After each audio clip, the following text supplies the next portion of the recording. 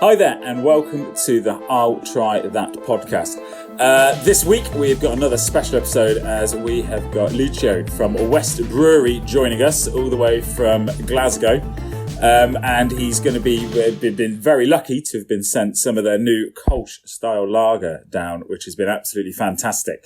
I'm also joined by Mr. Drew, of course. Matthew Barber has decided not to join us this week, but he has got some emergencies going on that he has filled us in with, so he does send his apologies. Thank you, Rich, for that, and welcome, Lucio. It's great to have you on. Oh, thanks for inviting me, guys. Thanks for having me. It's a great pleasure to join you tonight. That's brilliant. And as Rich kind of said in the setup, we were so excited to chat with you because this beer was our first kind of introduction to WEST Brewery, and it's brilliant. So maybe I can hand the mic over to you, and you can just kind of give us a bit of a kind of a background. Like what are you guys up to up in WEST Brewery in Glasgow? Oh well, as I like to say, so. WEST Brewery in Glasgow, we make beer as many other breweries, of course, in the world, in the UK. But we, I think we have a different story to tell because, as far as we are aware, we are the only brewery in the whole UK which brew in strict accordance with German purity law. So we mostly, most of our products are German style beers, and we don't use anything other than anything that is not allowed by the Reinheitsgebot. So we just use 4 main ingredients. Which is a technical challenge, but it's really, really, nice just to challenge ourselves, try to develop our recipes, which are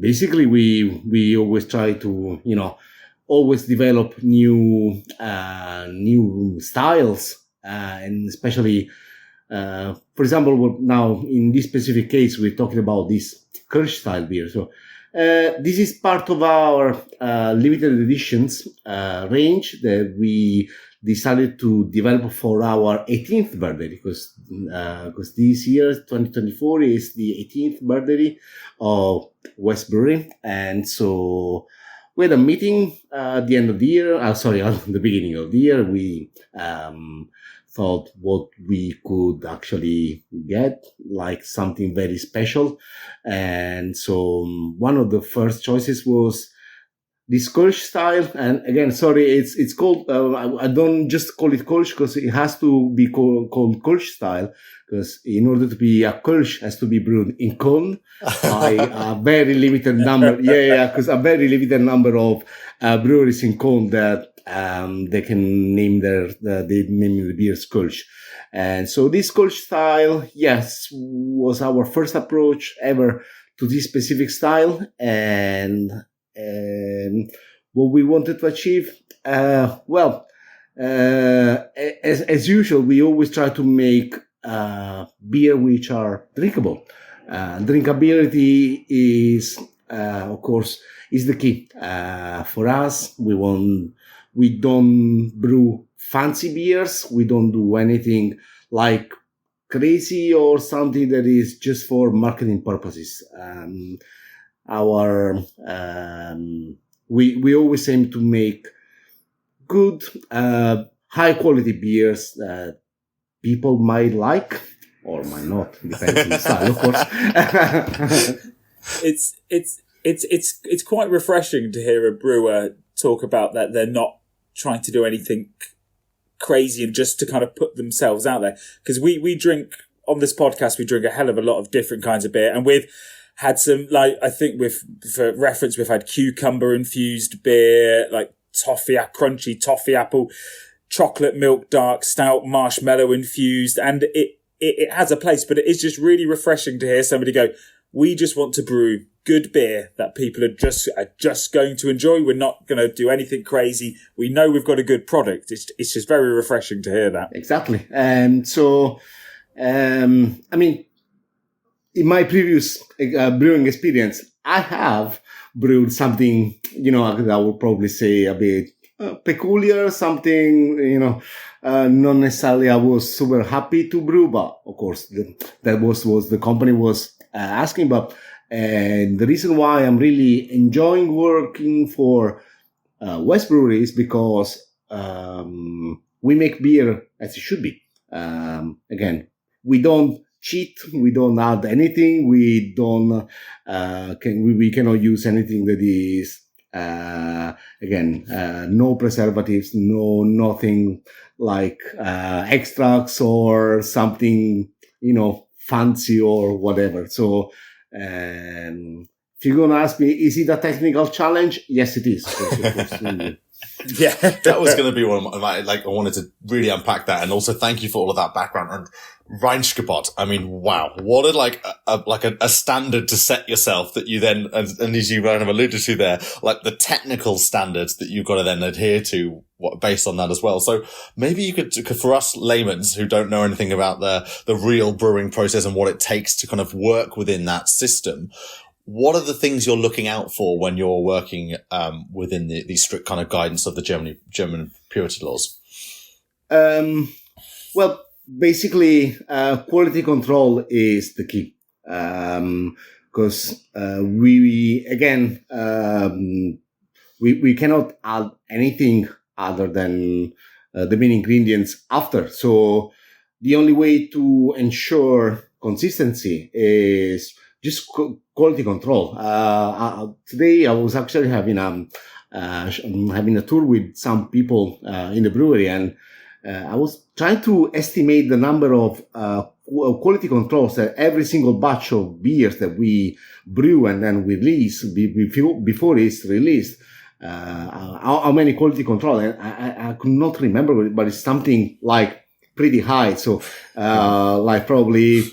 It's every single batch is tested around probably 20 times before it's released throughout the whole process. So, and again, it's from my perspective as a brewer, because a lot. Of course, I'm passionate about beers, but I really like my job. I really, really passionate. The whole science which is behind this job.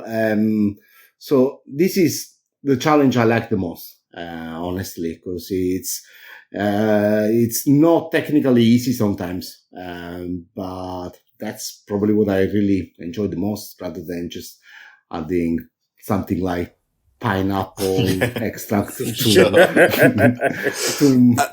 the kettle or something crazy. No, don't get me wrong. I don't have absolutely. And I'm saying that that there is no space for these types of beers, because the good thing about beers that it's such a wide, amazing range of world of drink that there is space for everything.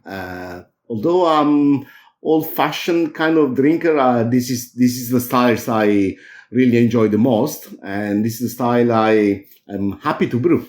And so, well, then if you're happy, it's almost like if you like the styles, it's like you never work a day in your life, right? If you're doing something that you love and you're doing that kind of mentality, I love that. And I think there's something so fascinating where I'm drawing kind of links here, is because obviously where you're, as you kind of nicely explained, the whole brewing world is so vast and so big. But actually, when you take a kind of like a chunk of that and you kind of draw the lines of the parameters around the Reinheitsgebot and the Germany purity laws, and you're almost like, as the name suggests in English, pure, you're going for like the absolute purest, and you put taste and flavor on such like the highest spectrum as well as the quality of the product. Because you're then also judged against like other products so directly because they have to meet those standards and they have to have those same things. It's almost like the comparison between those judges gets so much kind of like stricter as well. And like kind of people's taste palates are so much more refined if they like the Kölsch style beers, because they're like, they know their beers. They're the true like kind of like taste, flavor, like fans. Cause they're like, I know what a Kölsch is going to be like. And that's the beer I like. And exactly. Just meeting the expectations,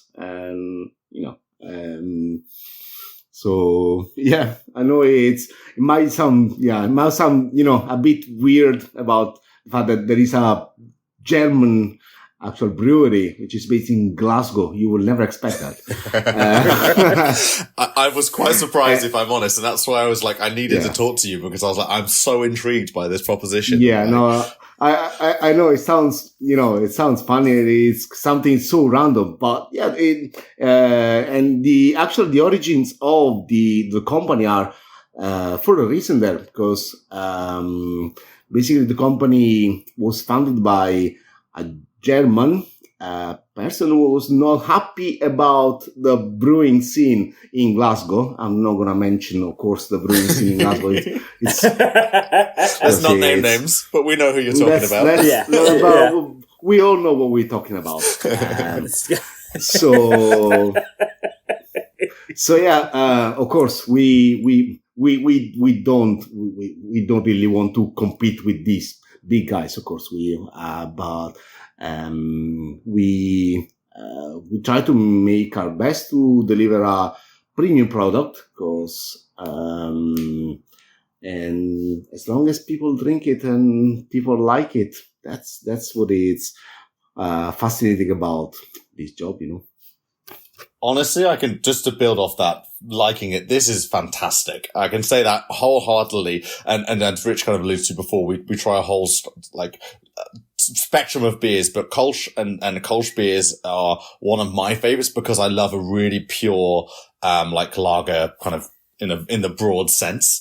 And I find that the Kölsch is the most kind of on the nose, my palate loves it, basically. And your take on that really kind of blew me away, because the blind taste test, I could be in Kölsch, in Cologne right now. I could be there. I could be really taking, it's so true to, I think, what the German kind of how they envisage this type of beer to be. And yet I can get it on my doorstep here in the UK. And I love that. And I kind of think that there's a story you're doing here with you are obviously very true to the German laws, and you're keeping that strict to yourself, but it's hard not to have its own kind of twist on it, and your own twist on it, because you're based in Glasgow and because you're not in Cologne itself. You've got your own style and version of this true beer form. Exactly. Because of course we try to give our twist, mostly because since we are based in Glasgow, we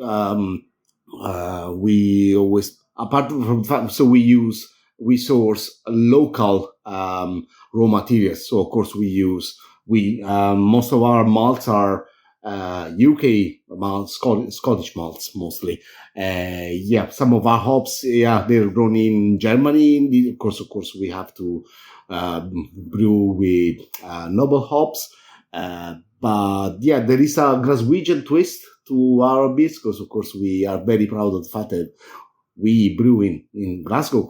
I don't know if you guys had the opportunity to check where the brewery is based. Actually, the brewery is inside one of the most iconic buildings in Glasgow, which is so fascinating. It's if you guys have the opportunity, check on Google, check Templeton Building, Glasgow, and see how iconic the building where we brew beer is. And so we really care about the fact that, of course, we're Glaswegian based, of course, so we give our twist, and we don't just try to copy and paste what the Germans do, because of course no one makes beer like the Germans. Sorry for the rest of the world of brewers, guys, but no one can brew like the Germans, because from a technical and quality perspective, they are. That's my humble opinion as a brewer, of course, a professional.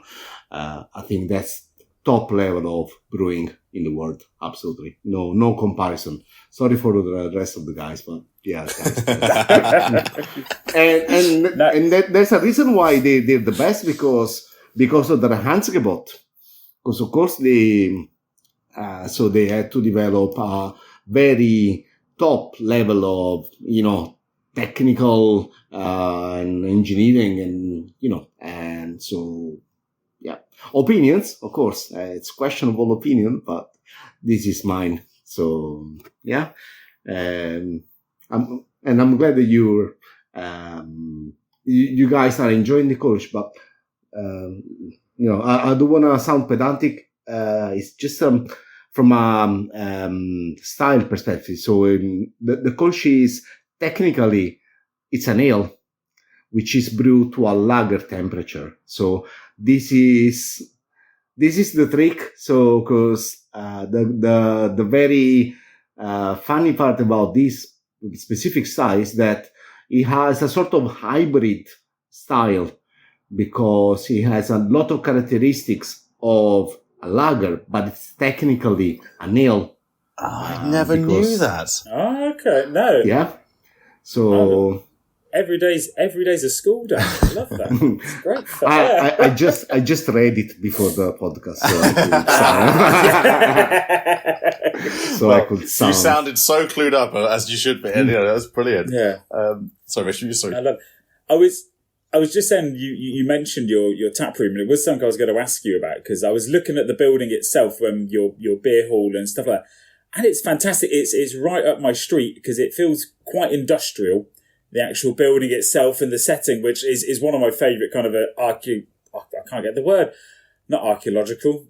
Architect, that's the one. Architect. No, yeah, I'm not digging up bones. But yeah, it's a really stunning big old building that you've going on there. And I'm assuming all the brewing's done in there as well, because it looks like you've got the tours and stuff that go on. Yeah, but it's not just a brewery, of course, inside there. It's just part of it. So that building was actually originally used to be a carpet factory. Yeah, so surprise, surprise. It's quite fascinating history about that building. So, and now there's, apart from, of course, beer hall and our brewery, there's apartments and offices and everything. But it's an icon in Glasgow. So it's very recognizable. People know it. And guys, when it's sunny, those 2-3 days of the year in Glasgow, when it's sunny, the beer garden is absolutely stunning. Best place to have your beer when it's sunny, and enjoy the Scottish summer. Exactly, while you can. Absolutely love it. yeah. Exactly. Take the best of it. 2 hours, just enjoy it. Yeah. So when I was perusing your website, I was looking at some of the other beers you guys are offering at the moment, and I saw you've got your Radler. Well, yeah, that's coming out, sort of thing. And I'm a big fan of the Radler, sort of thing. When I used to live in Spain, or me and Joe both used to live in Spain for a period of time, and the Spanish do an absolutely fantastic Radler, sort of thing. So I just wondered, what's your opinion on your Radler, and why it's so good? So Radler was the Velo Radler was our 2023 project. So we decided to develop, because I'm sure you've been in Germany, or I suppose you heard about the fact that it's very, very, quite popular style in Germany, the Radlers. And so as a German brewery, again, we decided it would have been probably a good challenge to try to develop our own Radlers. And again, where's the challenge? The challenge is, again, the Reinheitsgebot. So we had to develop something which was Reinheitsgebot compliant. So, long story short, it was a long, painful process, guys. You're getting flashbacks at night, to that process. Because of course it's one of those things. You can sound really cool and say, "Oh my God, that's the coolest job in the world." No, guys, it's not. But it sounds really cool. So I'll take that. So yeah, long story short, we developed our own recipe for the sodas to be added to 2 of our core range products. So basically we developed the blood orange soda that we blend with our Hefeweizen, the Heidi Hefeweizen. And then we also developed a lemon radler, which is basically this lemon soda blended with our unfiltered core product, which is a mango. So we blend it with it. And honestly, again, we don't have a pilot kit in our brewery. So every time that we make a new product or a new batch of beer, it's a big batch of beer. So if there is a mistake, it's a very big and, expensive mistake. So, but eventually we were super happy with the result. So we try not to do something, we try to keep as much as we could, of course, the beady character, because of course it's our, core beers. So, and of course, there's no adjuncts, there's no, extract in our sodas. So we're absolutely, totally super happy, with that. And they're selling pretty well. People are super happy about it, and they've been asking, of course, to develop new flavors. So okay, maybe next year. So yeah. Just out of curiosity, to make sure you are complying with the law, do you have to send your product away to Germany to be tested, or is it you have a tick sheet and you're like, we've nailed it? No, actually, we're not supposed to send anything to Germany to be analyzed or anything. It's just a matter of course, we, as a matter of, how to say, we just don't use anything. There's nothing that we need to be. The only way to be compliant is not to use anything else. But we don't need to be, checked or tested, or I don't have a German engineer just constantly checking on me. that would be probably too much. No, I know, but we know how much the Germans love bureaucracy, so I've no doubt there's someone with a clipboard willing to jump on a plane and come to Glasgow to kind of tick the list. Oh, you do that stuff. Exactly. Every morning. Yeah. And it's one of my favourite questions to ask a guy in your position who makes the beer, but what is your favourite beer that comes out from West? We'll get on to the bigger question, which is ever, but we'll start with West. No, of course. That's honestly, again, it all comes to, personal, experience and flavors. I'm a massive fan of, German Pilsners. Okay. I know it sounds pretty cheeky, but no, guys, trust me. This was before I was head brewer in a German brewery. In Glasgow. That sounds very random. But I personally really enjoy our take to the Pilsner. Our Pilsner is the Feierabend, and it's really, really nice, and I think it's perfectly balanced in terms of the dryness and the bitterness. It's quite bold, but it's not overwhelming. And I think it's very, very, very good pint to have, especially, when you finish working, that's what you're looking for. Absolutely. That's what I'm looking for when I'm finished working. Yeah. Something that's like when it's cold and you just takes all the edge off everything. It just is such a clean twist. Yeah, I agree with you on that one massively.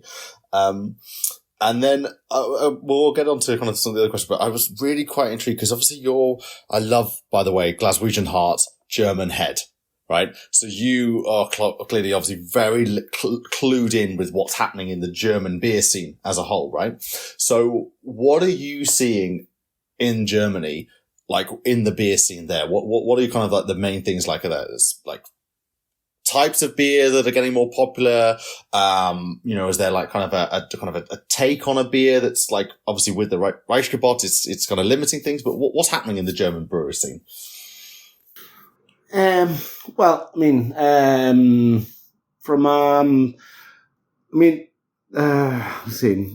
especially in the southern area in Munich. So of course they have these big, huge, old breweries, and they are consistently delivering such an amazing, a consistent, amazing product that they don't really have to change much, honestly. Okay. And so, although there is a very nice craft beer scene in Germany, of course, because as an answer to the fact that, of course, there's these, I'm not saying same styles of beer, but of course, there's these very traditional, old styles of beers. That I really like the craft scene in Germany, because, of course, they have a nice take on old styles and also on new styles, but they're not just trying to mimic someone else.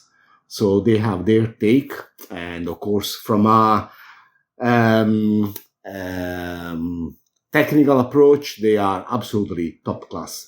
So yeah, that's what I really, really like about the German scene.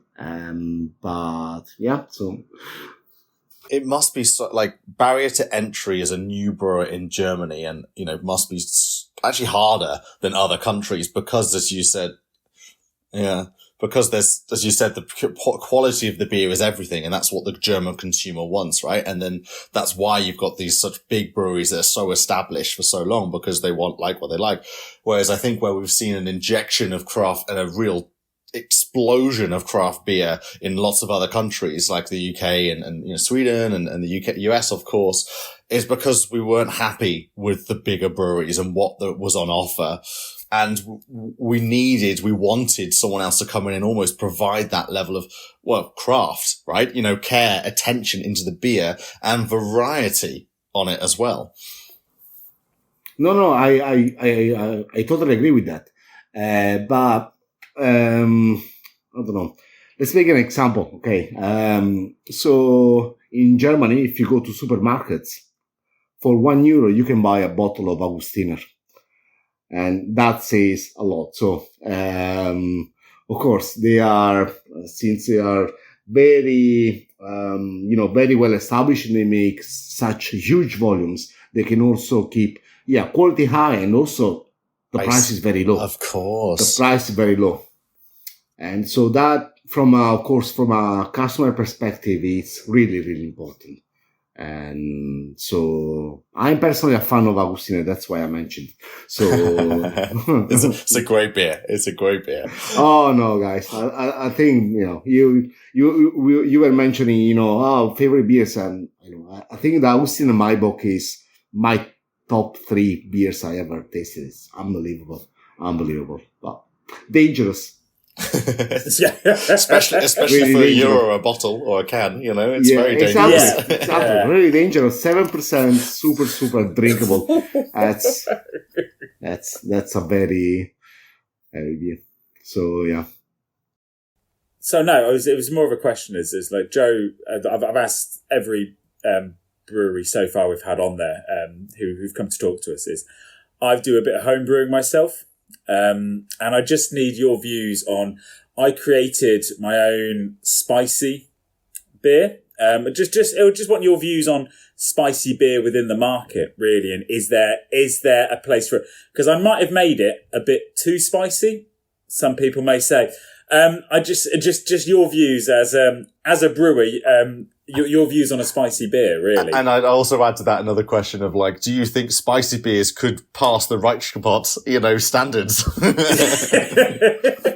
Well, that I'm not sure about that. It depends on the spiciness. No, I'm not sure it would pass the health and safety standards, if I'm quite honest. No, no, probably. No, okay. No, okay. So it depends. Again, opinion as a brewer, and I'm personally not on, and probably, and no, I've never been actually a home brewer. And so, however, I think the key for good beers in general is balance. Okay. So if your take to the spice beer is probably a bit too much, as some people reckon, it might not necessarily be or you might want to drop it a little bit and try to, match with the other flavors. Because at the end of the day, if you got overwhelming flavor, beer is never going to be balanced, and it's not. So again, we come back to what I mentioned at the very beginning of the podcast. I think drinkability is one of the keys, and what really makes the difference between the beers and many other, alcoholic products in the world. But with that in mind, so I hope that people likes your your spice beers. So far, reviews have been mainly negative. I will take that as a hint for next time. Yeah. We just keep encouraging the same, Rich. Just because it's all negative, it doesn't mean you should stop your dream and you should reach for it. Yeah. One day I will find the perfect spicy beer. But, I mean, going back to just to kind of go back to you guys and actually a fantastic beer. We have been blown away by this Kölsch style beer. I'm not surprised, Lucio, you started the conversation before we start recording that there's been a real high demand to make this like a permanent collection, beer within your portfolio. And I'm not surprised in the slightest, because I think for the UK market particularly, this is incredibly refreshing. Not just from the product quality and the taste of it, but also like for what is out there right now. I haven't come across anyone that's doing something like you guys are doing right now. And this has been my entry into West, and I'm fascinated. Whilst you've been talking, you were saying some of your best ones. I've been on your website and I'm putting loads of different types of your beer in my cart, because I cannot wait to try a whole different selection of these beers, because you've just kind of really become one of my favorite breweries overnight, just by knowing what your premise is, because I love the German style beers as well, but the fact that you're doing it in a kind of a Glaswegian twist as well, and suitable and available here, is brilliant, and I love that.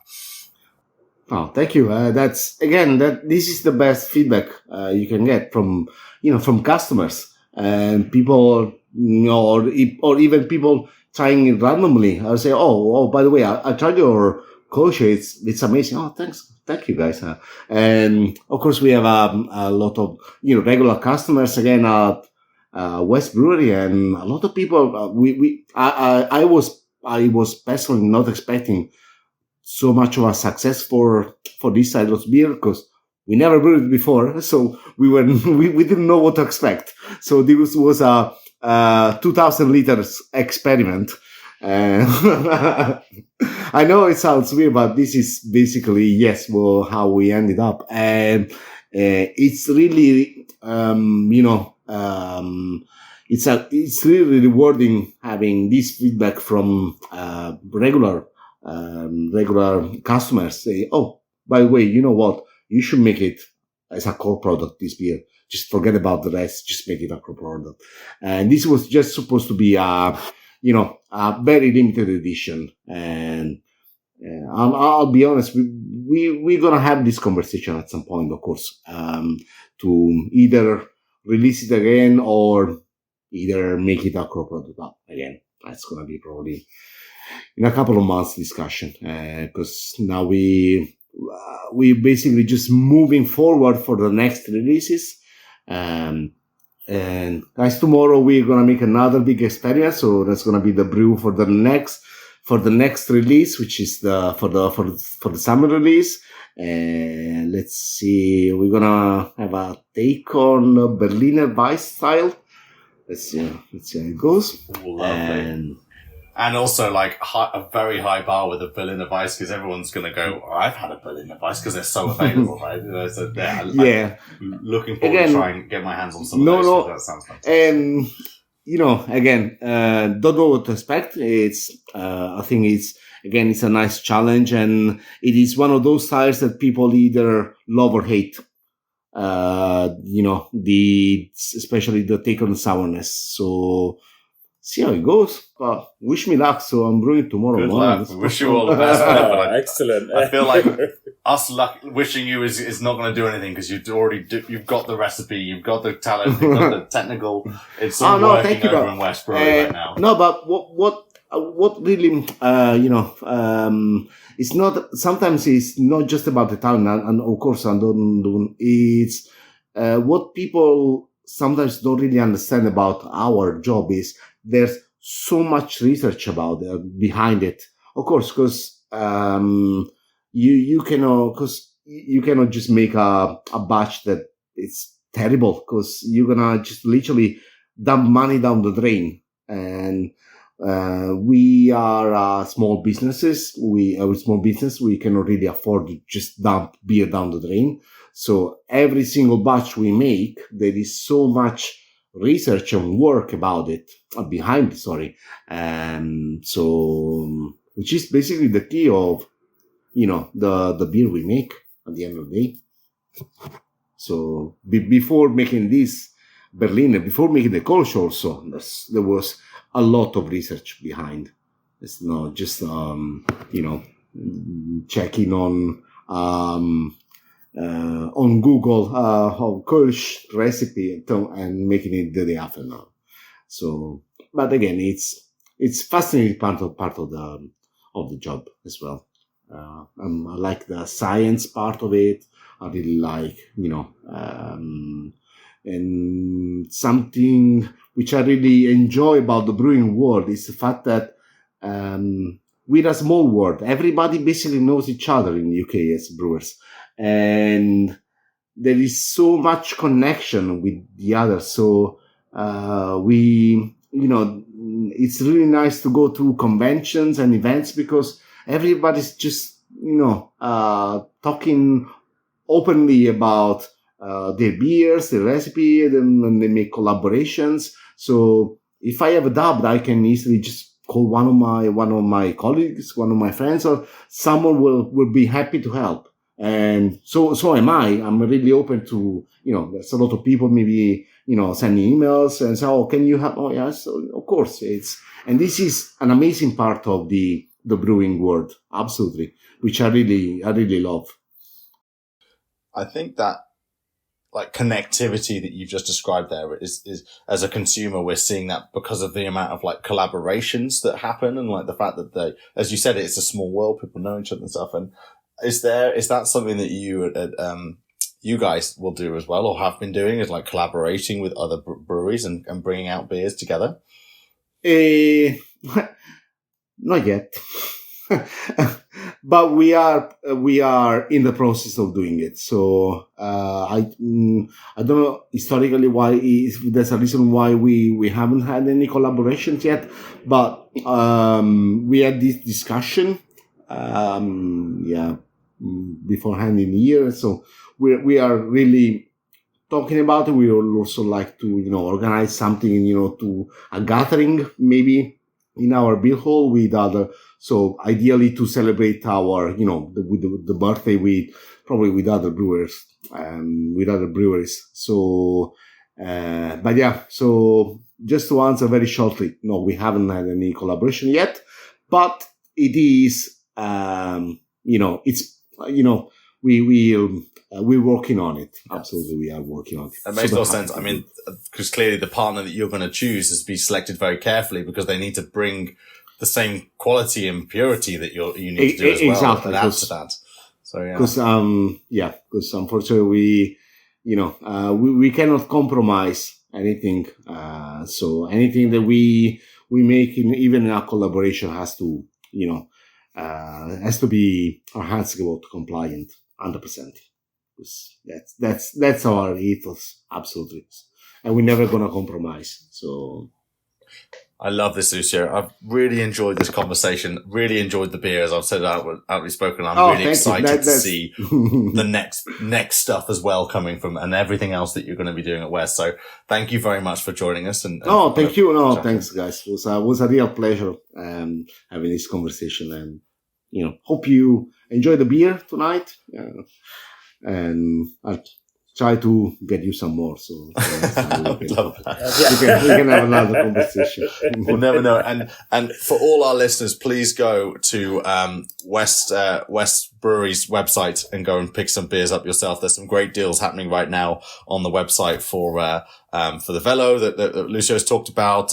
You can find the Fire Bend, the Pilsner that is his favorite. And of course you can get the core product as well, the St. Mungo. And as we've tried the Kölsch style beer, which is just banging. So yeah, go get yours. And of course, if you're in Glasgow and it is those 2 sunny days that it is, head there and go to the beer garden. Yes, it sounds absolutely fantastic. Yeah, it's brilliant, guys. Just come and enjoy. Have a nice runner outside and just enjoy the day. And that's all we have time for this week's episode of the I'll Try That podcast. And so from me, Joe, Rich, Barber, and Simo, goodbye.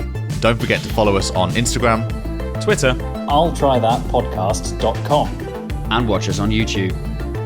Goodbye now.